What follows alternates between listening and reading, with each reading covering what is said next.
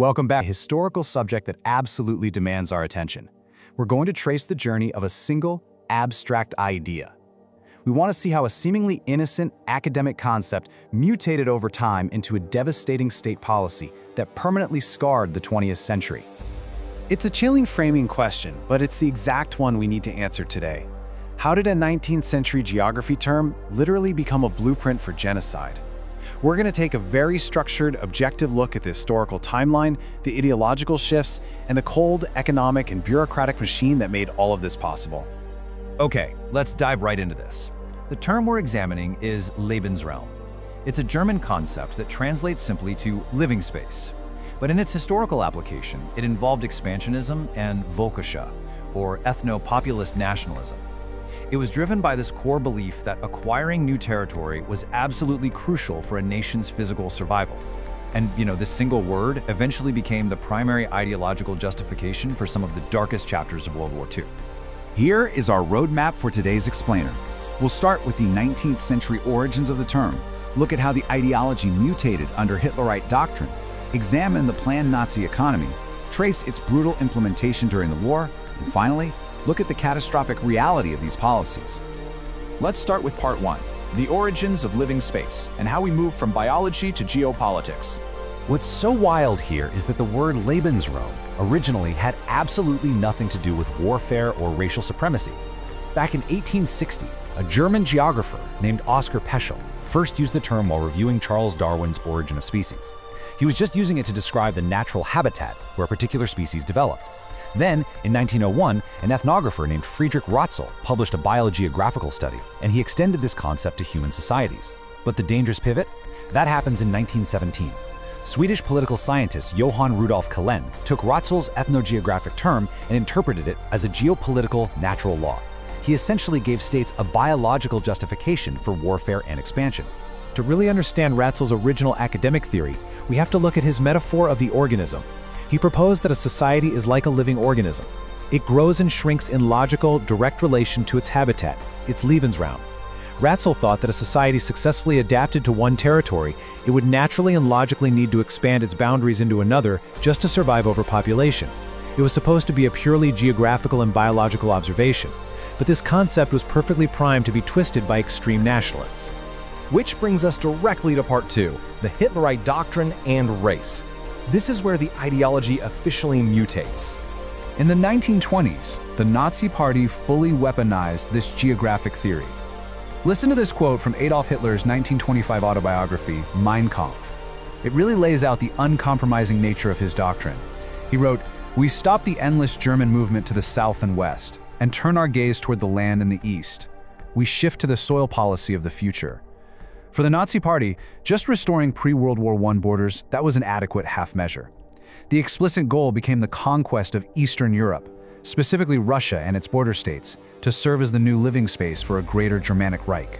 Now, what's incredibly important to note here is the terrifying contrast between the original academic theory and the doctrine the Nazis actually adopted.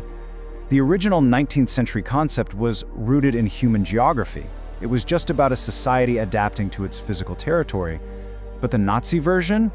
It was something entirely different. They fused the concept with virulent scientific racism and anti-Slavism.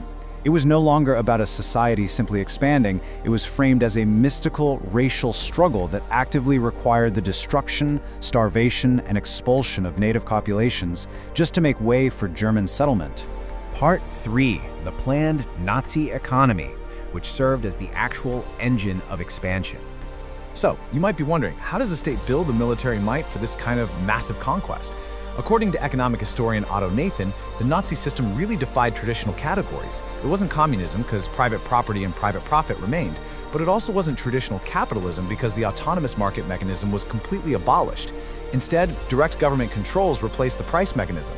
The state explicitly ordered what to invest, what to produce, how to distribute it, and what to consume.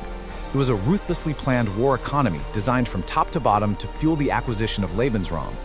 Part 4, implementation during World War II, the erasing of demographics.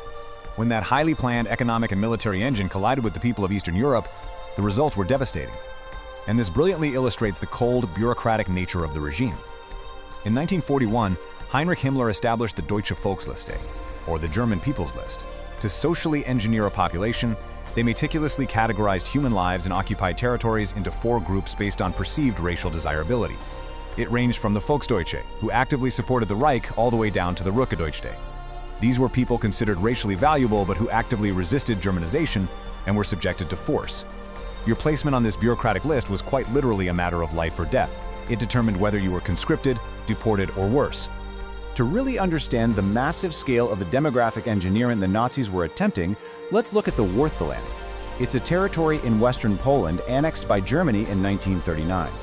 The demographic mismatch here is just staggering. There were 4.22 million Poles and nearly 400,000 Jews living there, compared to just about 325,000 Germans. Nazi policy dictated that this overwhelming majority of native inhabitants simply had to be removed, enslaved, or exterminated, all so that a tiny minority of Germans could take their land. And that brings us to a terrifying number: 10 million.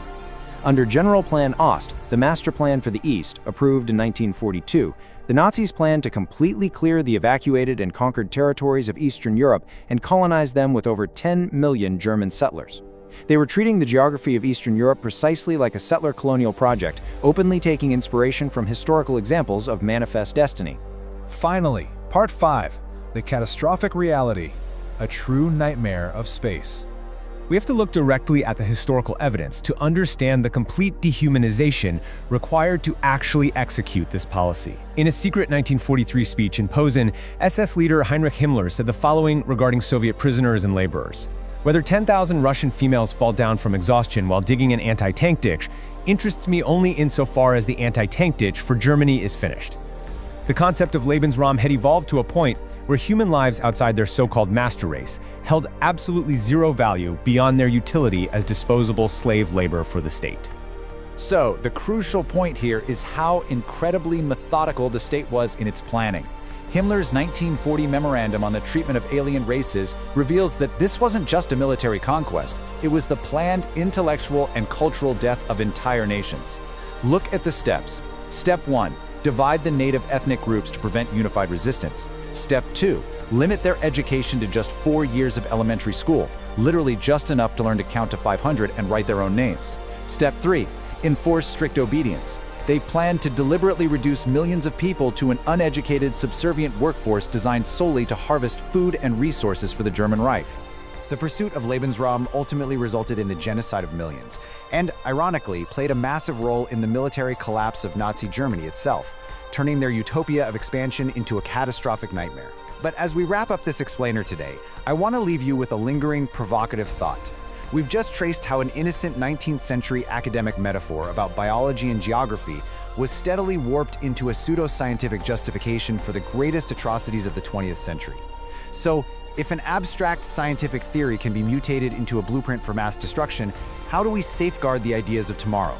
It's a vital question to keep in mind as we continue to learn from the structures of history. Thank you so much for joining me today, Focus Learners. Keep asking the hard questions, and I'll see you in the next explainer.